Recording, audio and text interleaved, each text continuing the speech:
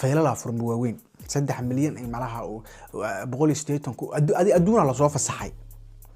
oo waliba xataa waxyaalaha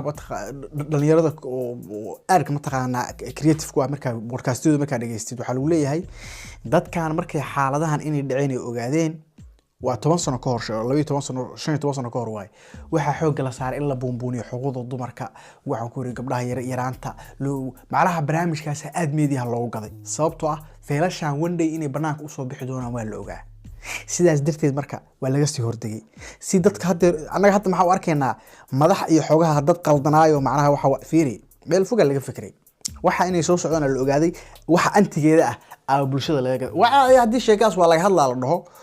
waxa way kasto anaga xataa Soomaaliyeedna meel aan ka soo galgaleynay laakiin inta hadda la baariya inta hadeer mataqaana la dul tagay waa badii wixii inta la dul tagay Soomaali xogaha waa ku yarnahay marka